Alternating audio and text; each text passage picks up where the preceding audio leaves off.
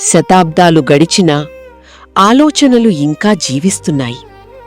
సమానత్వం కోసం, సమాజం కోసం పోరాడిన మహానుభావుణ్ణి స్మరించుకునే రోజు బసవ జయంతి. ఇది ఒక పండుగ మాత్రమే కాదు, ఇది ఒక మార్గం. మనము ఆ మార్గంలో నడుస్తామా? 12వ శతాబ్దం. ఒక చిన్న గ్రామం. నీళ్లు తాగడానికి వచ్చిన ఒక మనిషిని అతని జాతి వల్ల ఆపేశారు. అందరూ చూస్తున్నారు, కాని ఎవరూ మాట్లాడలేదు. ఆ దృశ్యం ఒక ప్రశ్నగా మారింది.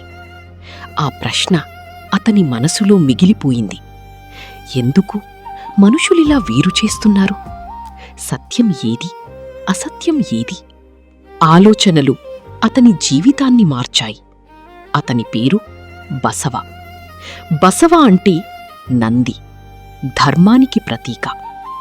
అతని ఆలోచనలు, అతని జీవితం ధర్మానికి మార్గం చూపాయి.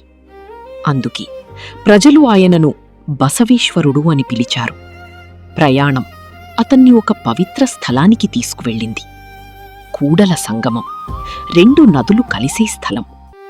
అక్కడ అతను గ్రహించాడు, మనిషి, సమాజం, దేవుడు అన్నీ ఒకటి అని. సాంప్రదాయం అన్నది సత్యమా, లేక మనుషులను వేరుచేసే ఆచారమా? సత్యం కాకపోతే నేను అంగీకరించను. ఆ రోజు అతను నిర్ణయం తీసుకున్నాడు. మూఢనమ్మకాలను ఖండించాడు. అతను ప్రజల మధ్యకి వచ్చాడు. ఇది సాధారణ స్థలం కాదు, ఇది ఆలోచనల మందిరం. ఇక్కడ అందరూ సమానమే. ప్రతి ఒక్కరి మాటకి విలువ ఉంది. మార్పు అందరికీ నచ్చదు. సత్యం చెప్పినప్పుడు ప్రతిఘటన వస్తుంది. కాని అతను భయపడలేదు. కాయకమే కైలాసం. కృషి చెయ్యడం పూజకు సమానం. శతాబ్దాలు గడిచినా ఆ మాట ఇంకా జీవిస్తోంది.